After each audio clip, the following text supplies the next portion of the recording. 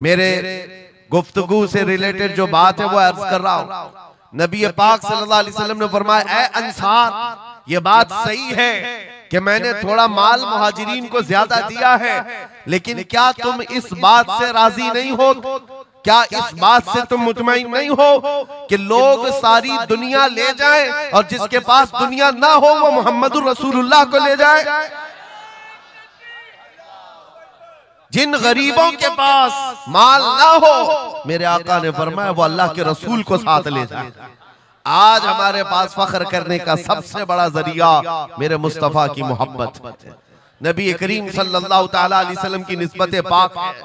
इसीलिए आपको हालात के एतबार से कभी कोई ऐसा डिग्रेड करता हो और तुम्हें ऐसा सिखाता हो कि अब तो तुम्हारा फ्यूचर ही नहीं है, तब उससे कहो, कुरान कहता है वलल आखिरतु खैरुल लक मिनल ऊला।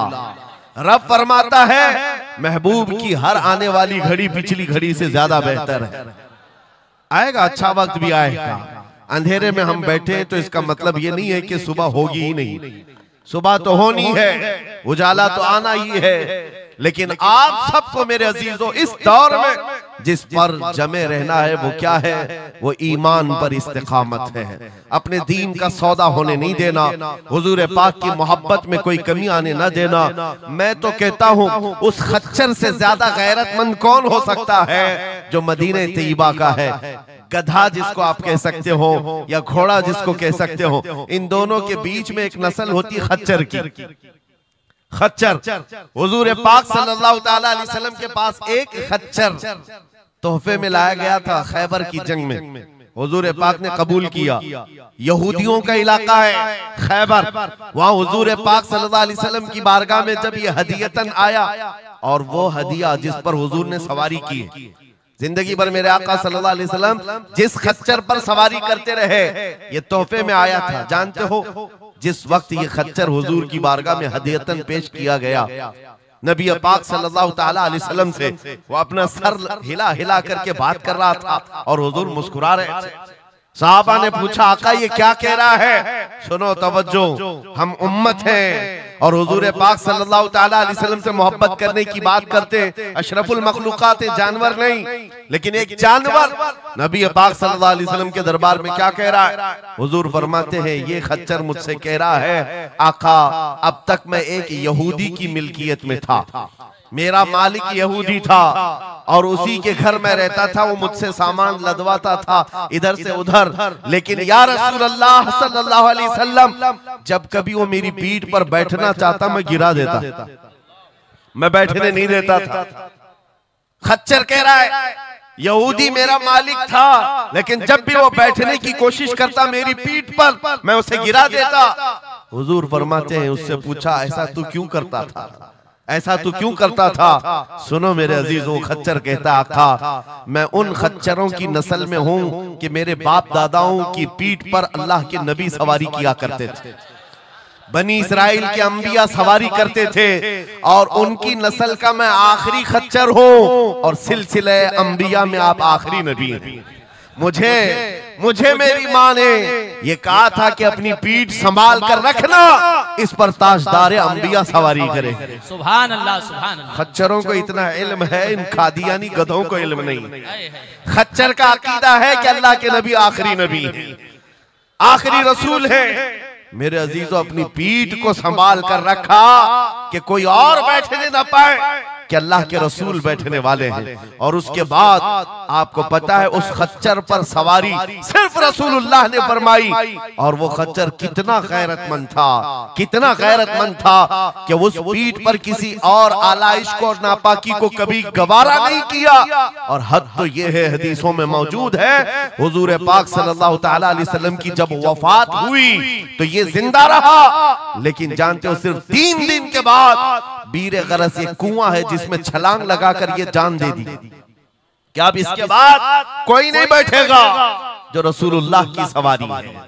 मेरे आका सल्लल्लाहु तआला अलैहि वसल्लम से निस्बत का एहतराम जानवर इतना करते थे, तुम्हारी निस्बत तो उम्मत की है, तुम्हारी निस्बत उम्मत की है क्या तुम्हें ये ज़ेब देता है कि जिन आंखों को तुमने संभाल रखा है मेरे आका का दीदार करना है, तो इन आंखों को गलाजत में कैसे हम डाल सकते हैं, कैसे बेहयाई में डाल सकते हैं? इन हाथों को क्यों नहीं संभाल कर रख सकते कि ये हाथ मेरे आका से मुसाफा करने वाले?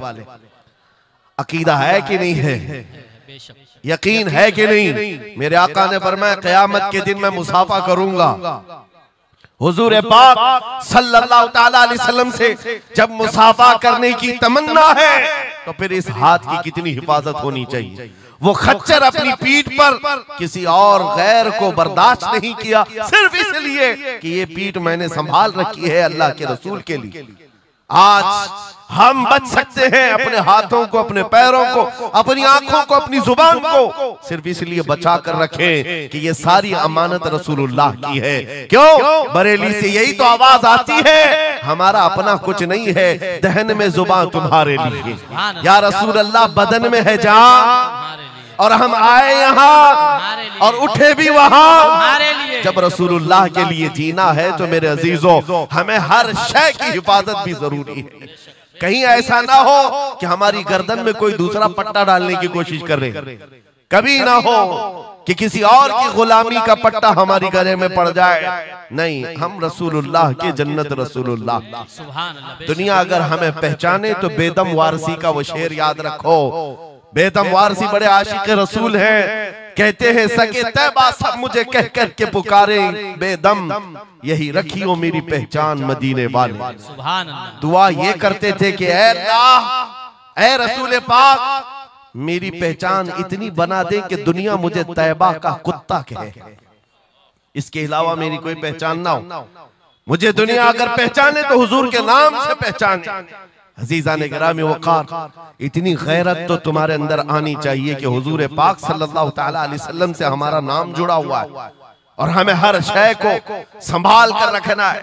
सिर्फ एक बात मैं बता दूं, बहुत सारे नौजवान मोहब्बत करते हैं हमसे, हमें पता है, बेइंतहा मोहब्बत करते हैं। किसी नौजवान को उठाकर मैं कहूं ये ले मेरा अमामा, मैं आज तुझे पहना देता हूं, खुशी से वो लेकर के जाए, जाहिर सी बात है उसके दिल में अगर मेरी मोहब्बत है तो ये अमामा पहन करके निकल जाए। मैं उससे पूछता हूं कि जब ये सर पर अमामा हो तो क्या शराब की दुकान पर खड़े हो सकते हो? क्या किसी आवारा गर्दी में जा सकते हो सर के अमामे की कदर तुम रखे हुए? बार बार दिल में ये ख्याल आएगा कि नहीं, मैं इस लिबास के साथ, इस अमामे के साथ यहाँ खड़ा रहूंगा तो दुनिया क्या सोचेगी? सिर्फ मैं तो एक निकम्मा आदमी हूं, मेरे अमामे को पहनने के बाद तुम्हारा एहसास ये हो सकता है कि मुझे ना शराब के अड्डे पर जाना होगा, ना ताश के पत्तों पर, ना ही आवारा गर्दी में, ना किसी गली कूचे में, बल्कि उसे एहतराम लाजिम होता है। मेरे अजीजों, मेरे अमामे की क्या बात, तुम्हारी गर्दन पर तो रसूलुल्लाह की निस्बत का पट्टा है। जिस जगह पर हो सिर्फ इतना ख्याल आ जाए कि मैं नबी पाक सल्लल्लाहु अलैहि वसल्लम का गुलाम हूँ, कल को मेरे बदअमल किरदार से, मेरे किसी बुरे अखलाक से दुनिया हुजूर की तरफ उंगली ना उठाए, नबी पाक सल्लल्लाहु तआला अलैहि वसल्लम की तरफ उंगली ना उठाए।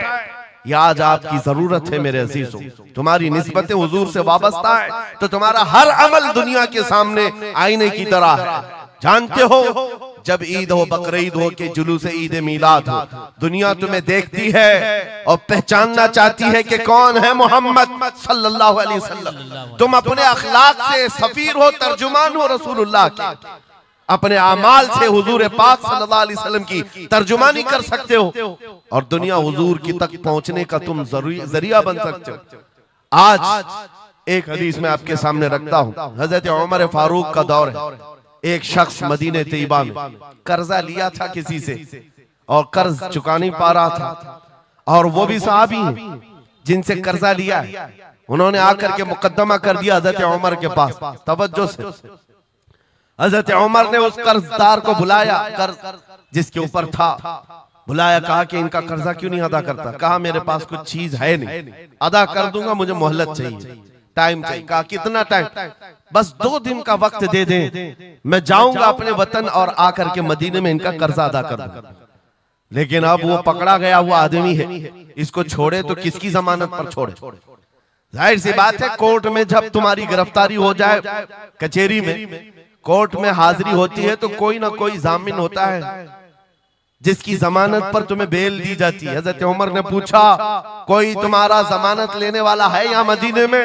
कहा, या रसूल अल्लाह, हजरत उमर से, या अमीर अल मोमिनीन, यहाँ पर कोई मेरा ऐसा है नहीं जो जमानत ले सकता है, क्योंकि मैं नया हूं, जमानत कोई लेने वाला है नहीं। कहा, फिर कैसे जाएगा, बेल कैसे दी जाएगी?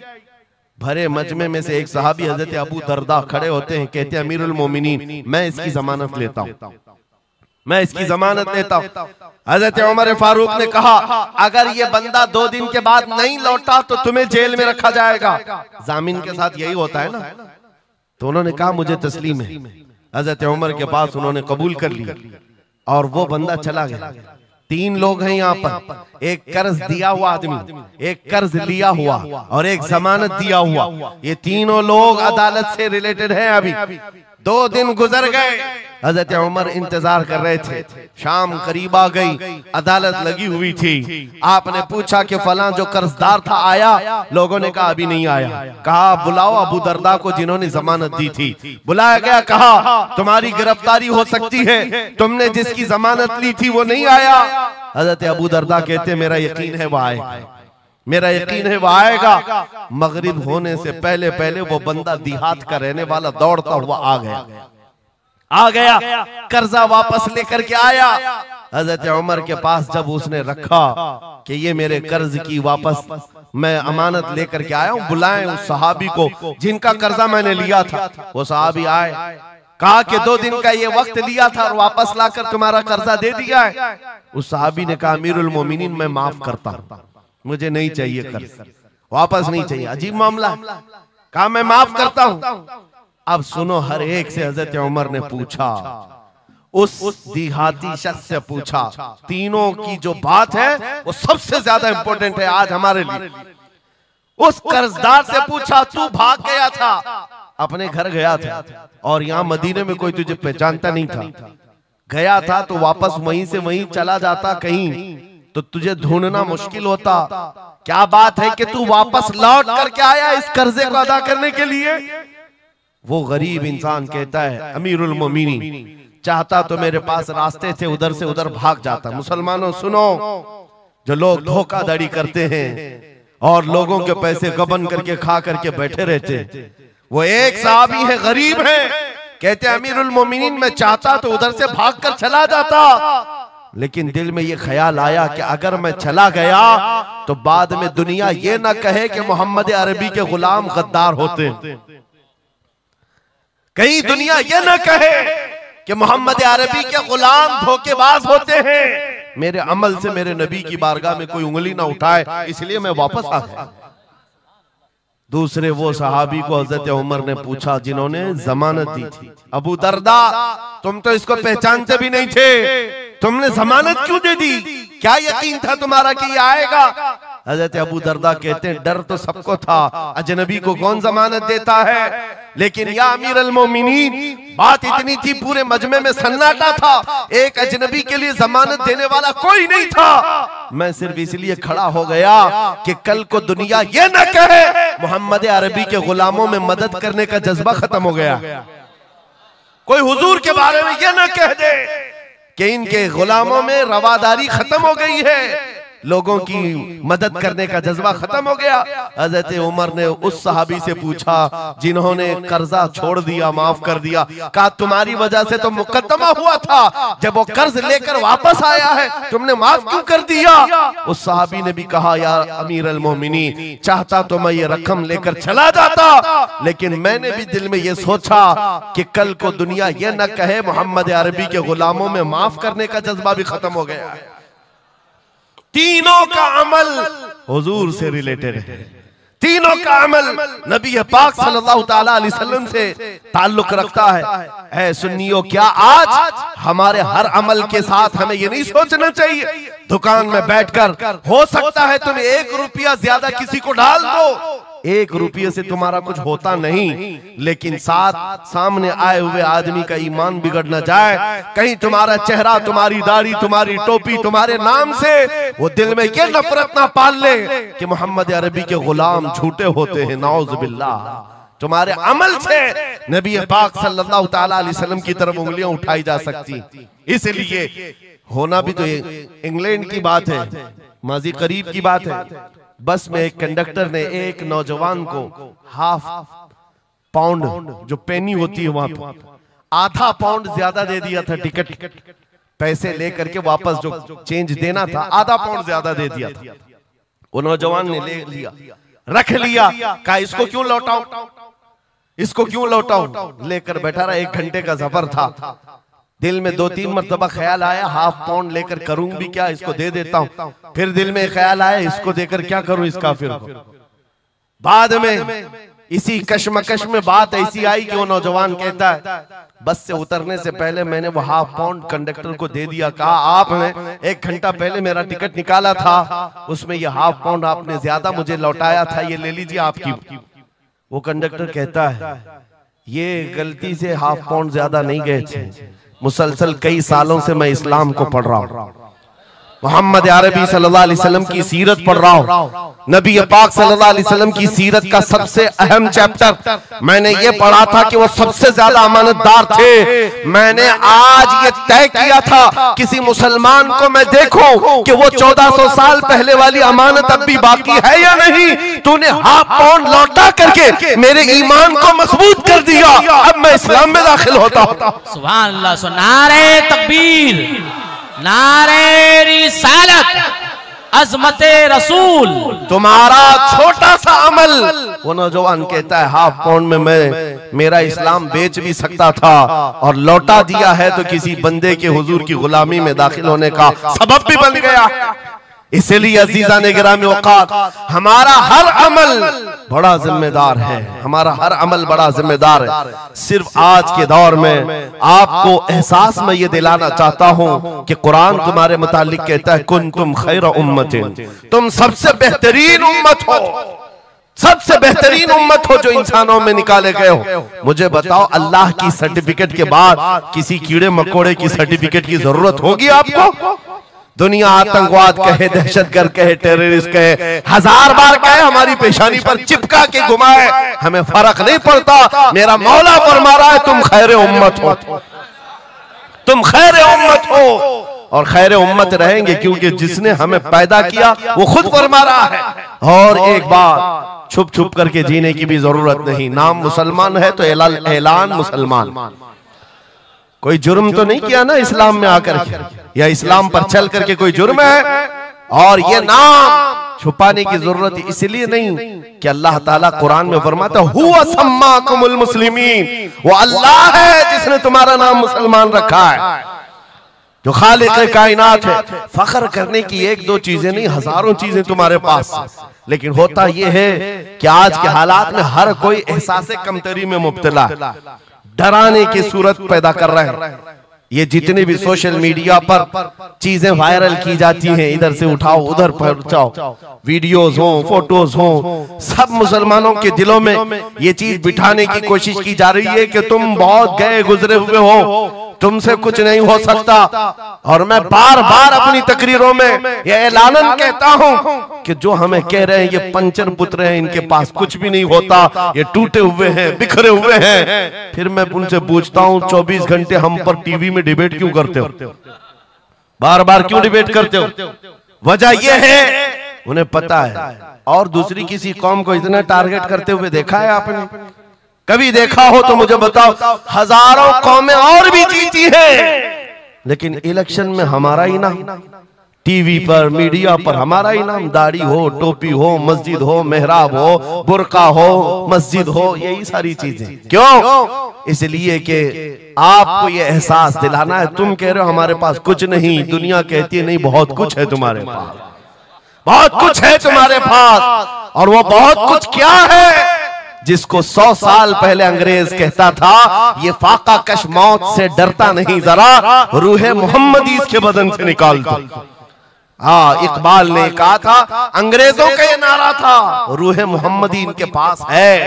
हुजूर से मोहब्बत और उनके साथ वफादारी का जो जज्बा है ये बहुत ही मजबूत है, बहुत मजबूत है। और मैं अपनी तकरीरों में पूरा फोकस इसी बात पर करता हूं कि किसी की शमा अगर मध्यम हो रही हो, लौ कम हो गई हो, हम उसको और भड़का दें, ताकि इश्क रसूल की आग जब जलती है, आला हज़रत फरमाते हैं, ऐ इश्क तेरे सदके जलने से छुटे सस्ते, वो आग लगाई है जो आग बुझा देगी, जो आग बुझा देगी वो आग लगाई है।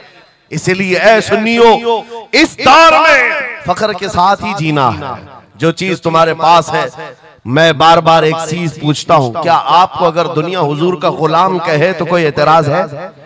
बुरा लगेगा आपको? नहीं, बल्कि हमारी जिंदगी की मेराज है। हुजूर का गुलाम कहकर पुकारे कोई हमको, हमारे लिए मेराज है। जब तुम्हारा यह अकीदा है कि मुझे उनकी गुलामी पर कोई पुकारे, मुझे कोई बुरा नहीं लगता, बल्कि मेरी जिंदगी की ख्वाहिश है, तो ऐ अजीजों, खुल कर की गुलामी क्यों नहीं करते? जब हैं उनके गुलाम तो खुलकर गुलामी करो। ये दाढ़ियां छुपा करके, टोपियां छुपा कर और कॉमन बनने के चक्कर में, सेकुलर बनने के चक्कर में मुनाफिकत का दरवाजा क्यों खटखटाते हैं? अगर नबी पाक सल्लल्लाहु अलैहि वसल्लम के, तो पूरे वफादार उन्हीं के बनकर रहो। आओ मैं दो चंद मिसालें आपके सामने रखना चाहता हूं। सहाबा इकराम रिज़वानुल्लाह ताला अलैहिम अजमाइन की जो फर्स्ट प्रायोरिटी थी, सबसे पहला दर्जा किस बात के लिए रखते थे, जिसकी वजह से रब तबारक व तआला ने उनको औजे सुरैया पर पहुंचाया है, जिसके लिए शायर कहता है, एक अरब ने आदमी का बोल बाला कर दिया, खाक के जर्रों को हमदोशे सुरैया कर दिया, खुद न थे जो राह पर औरों के हादी बन गए, क्या नजर थी जिसने मुर्दों को मसीहा कर दिया। वो सहाबा की जात आपको बताता हूं। अनस बिन नुज़ैर एक सहाबी, हुजूर उनके घर पर अक्सर जाया करते थे। दोपहर का वक्त था, नबी पाक सल्लल्लाहु अलैहि वसल्लम अनस बिन नुज़ैर के घर पर आए हुए। ये वो सहाबी है, जवान सहाबी, और उनकी बीवी थी, और ये बात भी बड़ी मशहूर है कि वो अपनी बीवी से हद दर्जे मोहब्बत करते थे और इश्क करते थे। जाहिर सी बात है, अपनी बीवी से करते थे, बहुत मोहब्बत करते थे। नबी पाक सल्लल्लाहु अलैहि वसल्लम उनके घर तशरीफ ले गए। थोड़ी देर में एक कासिद आया, खत लेकर के, मक्का वालों की तरफ से कोई खत था। किसी ने हुजूर पाक सल्लल्लाहु अलैहि वसल्लम को खत भेजा। हुजूर ने खत लिया, अनस बिन नुज़ैर से कहा पढ़ो। अनस बिन नुज़ैर ने खत पढ़ करके सुनाया कि मक्का वाले जंगों की तैयारियां कर रहे हैं, फलां जगह से फलां कबीला आ रहा है, ऐसी ऐसी तैयारियां। खत में ये अहम मामलात लिखे गए थे, सीक्रेट थे। हुजूर पाक सल्लल्लाहु अलैहि वसल्लम ने खत को बंद करवाया। अनस बिन नुज़ैर से कहा, तवज्जो, फर्स्ट प्रायोरिटी क्या होती है? अनस बिन नुज़ैर से कहा, ये मेरा राज है जिसकी हिफाजत तुम्हारे लिए जरूरी, तुम्हारे अलावा किसी को ये खत की खबर नहीं होनी चाहिए। बस नबी पाक ने फरमा दिया तो फरमाया। सहाबा का अब अमल क्या है? हुजूर उनके घर से उठ करके बाहर जा रहे, तशरीफ ले गए। थोड़ी देर में बीवी अंदर से आई, महबूबा थी, इश्क करते थे, मोहब्बत करते थे अपनी बीवी से। आई, कहा अनस बिन नुज़ैर से कहा कि अल्लाह के रसूल आए थे, घर में क्या बातें चल रही थी? अनस बिन नुज़ैर ने कहा, मेरी मोहब्बत अपनी जगह पर, रसूलुल्लाह की इज्जत का मकाम और इस राज की बात में तुम्हें मैं शरीक नहीं कर सकता, मैं नहीं बता सकता। अदर्जे इश्क करते, मोहब्बत करते उस बीवी को कहा कि नहीं, ये बात रसूलुल्लाह की अमानत है।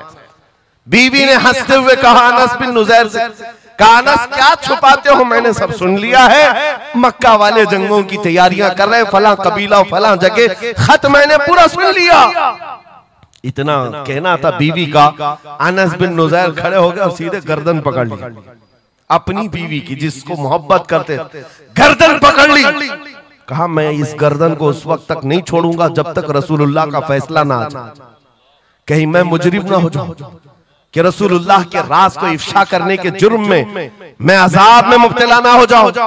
गर्दन पकड़ करके ही चले आए, बारगाह मुस्तफा में आए, कहा या रसूल अल्लाह मुझे माफ कर दें, मैंने आपके राज की हिफाजत की, लेकिन मेरी ये औरत घर के अंदर से सुन चुकी थी, मैं गर्दन पकड़ा हूं आका, अगर आप फरमा दें तो मैं खत्म कर दूं इस राज को, यही खत्म कर, जिससे हद दर्जे मोहब्बत करते थे उस बीवी के बारे में।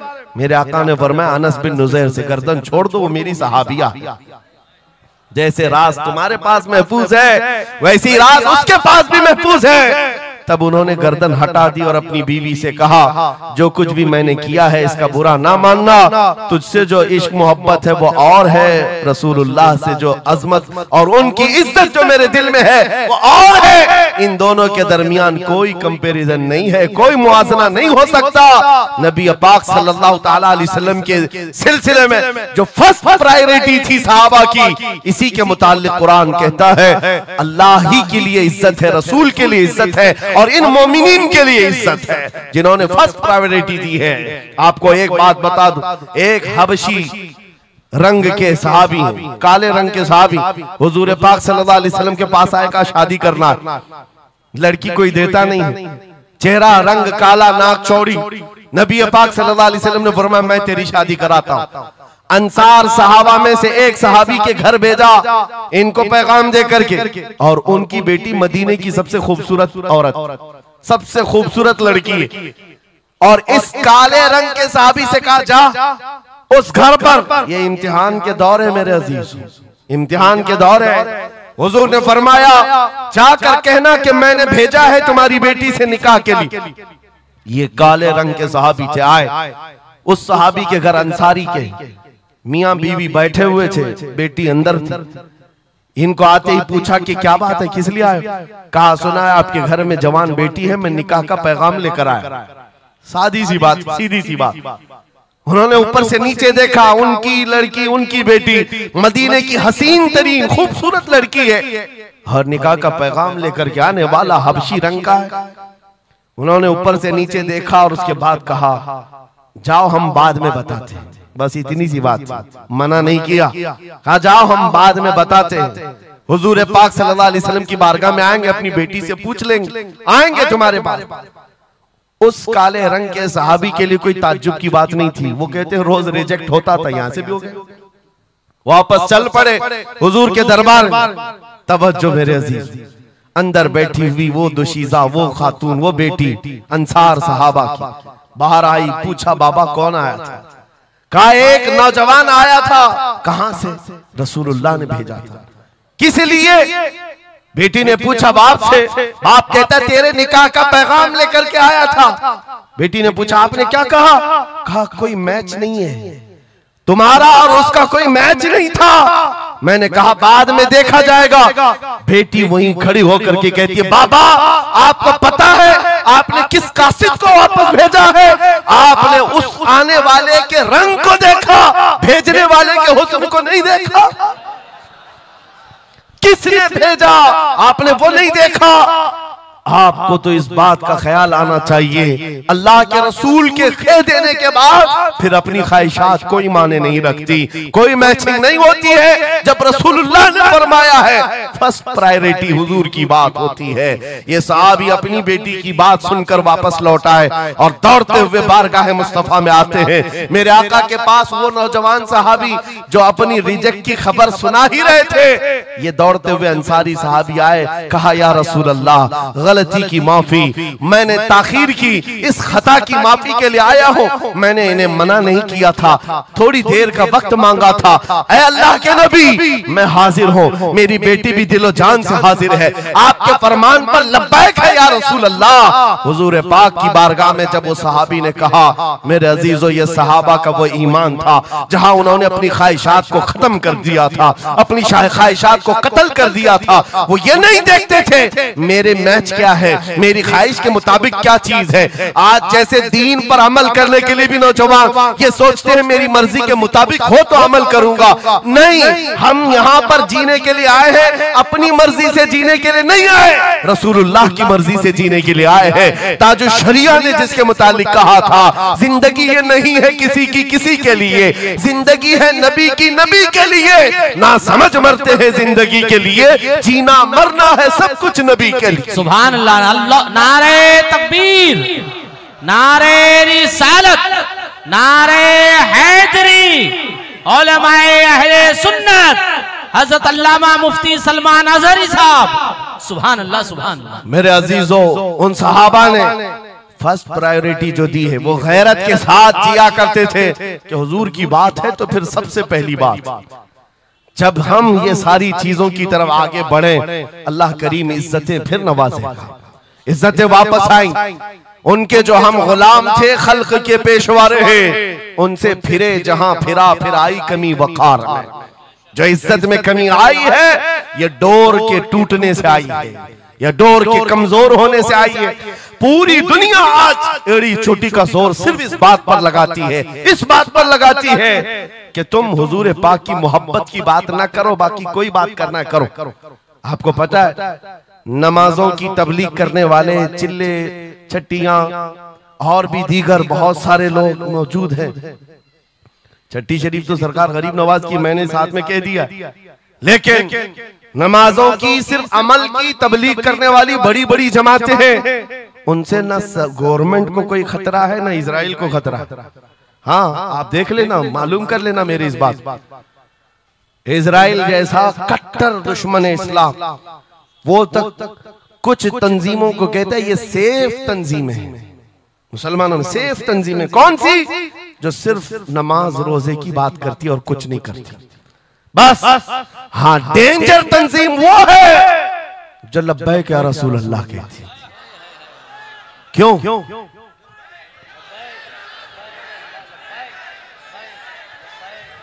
ये नारे से किस बात का डर है, किस बात का? दुनिया आज ये कह रही हुजूर पाक सल्लल्लाहु अलैहि वसल्लम की तरफ दोबारा पलट आने वाला।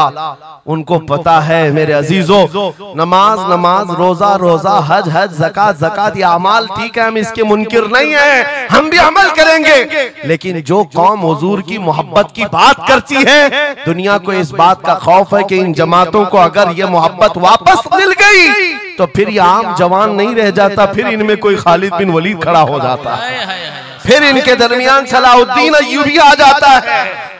हाँ जो अच्छे खासे लोगों की नींद को हराम कर रखता है। दुनिया को पता है सलाहुद्दीन का नाम आज यूरोप में सलाहुद्दीन डे मनाया जा रहा है।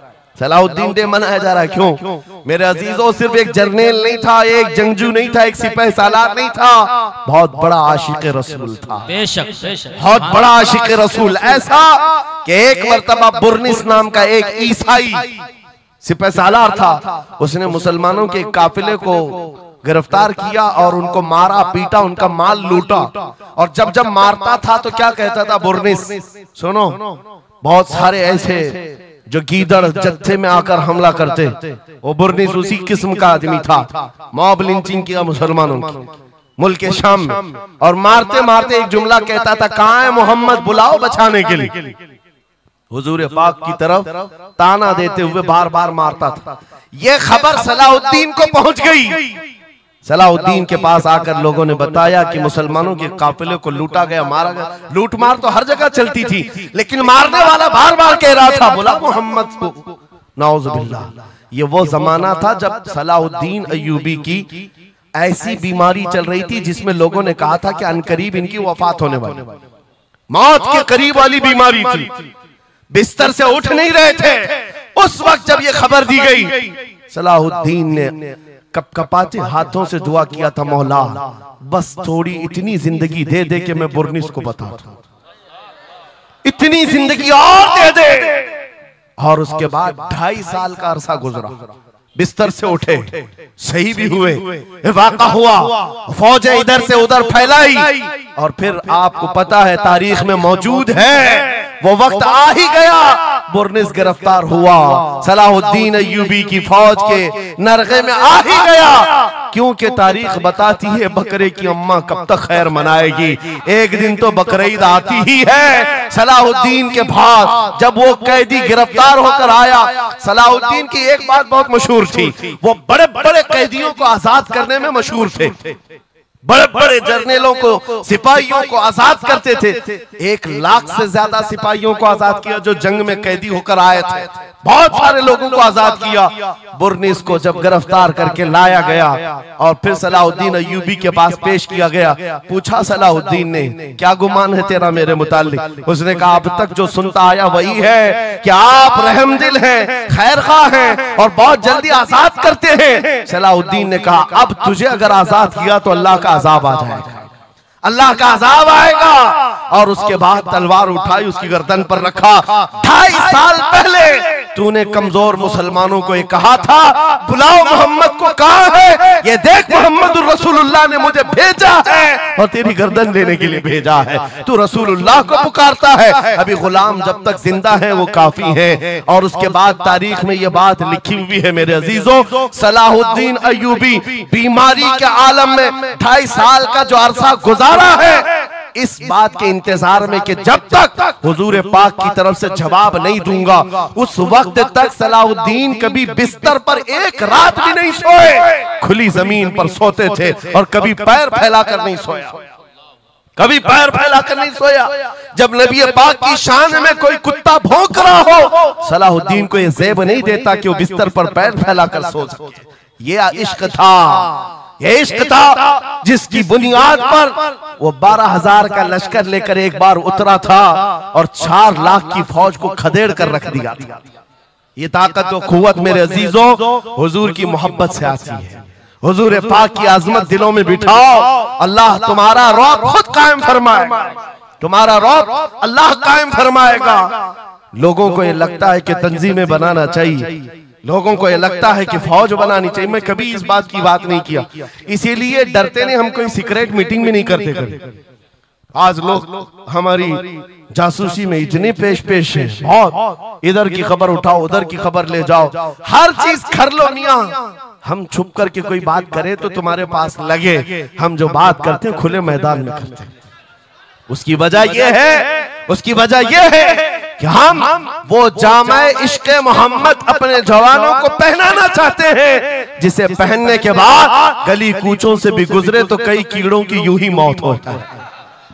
कोई लड़ने भिड़ने की बात मैं नहीं कर रहा, जामे इश्क़े रसूल पहन करके निकलो। इसलिए कि आप देखो आज के मजमे में, अभी मैं एक नारा लगाऊंगा, जवाब आप खुद ही देंगे, इश्क मोहब्बत, इश्क मोहब्बत।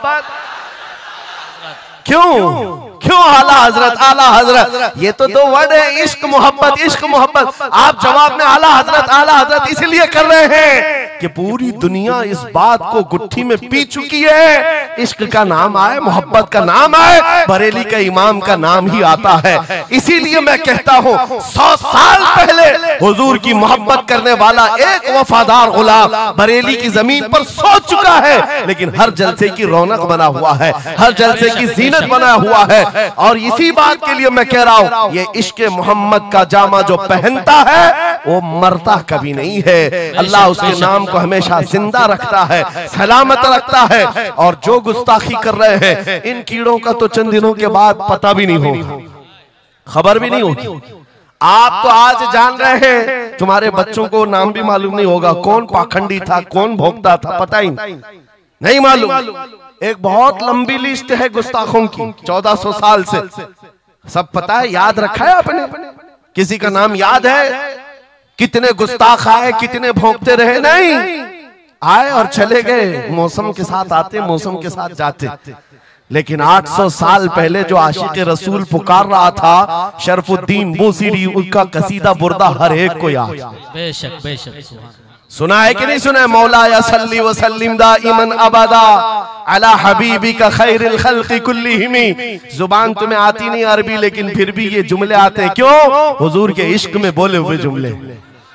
बलगल उला बि कमालिही कशफत दुजा बि जमालिही हसनत जमीउ खिसालिही सल्लु अलैहि व आलिही। अरबी में सादी शिराजी ने कहा, लेकिन जब कभी ये बंदा आज भी पढ़ता है तो झूमने लगता है, मतलब माना मालूम भी ना हो। गुस्ताखों को याद नहीं रखा जाता, आशिकों को हर जमाने में याद रखा जाता है। मुझे पंजाबी नहीं आती, लेकिन पंजाबी शायर पीर मेहर अली गोलड़वी ने जब हुजूर पाक का दीदार किया और पढ़ा था तो उनका कसीदा पढ़ते हैं तो झूमने लगते हैं। मुख चंद बदर शाशानी है, माथे चमके लठ नूरानी है, काली जुल्फ ते अख मस्तानी है, मखमूर अखे हिन मद भरिया, उस सूरत नू मैं जान अखा की जान जहां अखा, सच अखा रब दी शान अखा, उस शान तो शाना सब नबिया सुभान अल्लाह मा अजमलका मा अकमलका मा अहसनका, कितने मेहर अली कितनी तेरी सना, गुस्ताख अखे कितनी जारिया।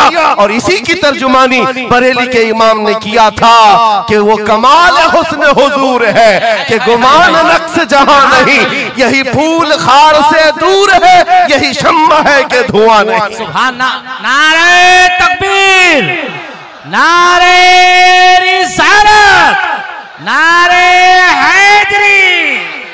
सुभान मेरे अजीजों, इज्जत रसूलुल्लाह के कदमों से वाबस्ता है, ये मैं आपको बता रहा हूँ। ये तो दुनिया की बात है, ये दुनिया की बात। आज मैं आपके दरमियान यहाँ से खिताब कर रहा हूँ। मुझे ये जब आपकी कमेटी वाले हजरात आए थे, मुझे पहले तो जगह का इल्म नहीं था, लेकिन जब बताया गया तो मैं हैरत में था। इधर ही करीब में कमिश्नर हाउस भी है, हाँ यहीं सामने आकर के हमें खिताब करना है, कोई बात नहीं। आज यहाँ से लेकर बंगाल की खाड़ियां, गुजरात से लेकर कश्मीर तक, हर जगह तकरीबन 22 स्टेट में मैं जाकर देखकर आ रहा हूँ। पिछले 200 जलसों से खिताब कर, हर जगह का डीएनए मुसलमानों का एक ही है। हुजूर का नाम लो, हुजूर का नाम लो, तो फिर ये इनके अंदर जो हलचल है, ये मोहब्बत है, ये बेदार होती है। अजीजा ने गिरामी वक़ार, ये डीएनए पूरी जगह का एक ही है, हुजूर की बात। इसीलिए मैं कहता हूँ मुझे दुनिया आज पहचानती है, तो इसलिए नहीं कि किसी सियासी पार्टी का नेता है, इसलिए पहचानती है कि हुजूर की इज्जत पर बात आए तो ये जवाब देता है। जब तक दिखे न थे तो कोई पूछता न था, या रसूल अल्लाह तुमने खरीद कर हमें अनमोल कर दिया। सुभान अल्लाह, सुभान अल्लाह। लब्बैक लब्बैक या रसूल अल्लाह, लब्बैक लब्बैक लब्बैक या रसूल अल्लाह, लब्बैक लब्बैक लब्बैक या रसूल अल्लाह। इसी के साथ कुछ तुम्हारी इस्तिकामत के लिए मैं बातें बता दूं। इस्तिकामत के लिए देखो, मुसीबतें आएंगी, हुजूर की मोहब्बत की बात करना इतना आसान नहीं है कि तुम्हें रोज हलवा पराठा ही मिलते रहे और खा करके आराम करते रहो। फिर तुम्हें बिलाल हबशी को भी याद रखना होगा, खब्बाब इब्न अल-अरत को भी याद रखना होगा।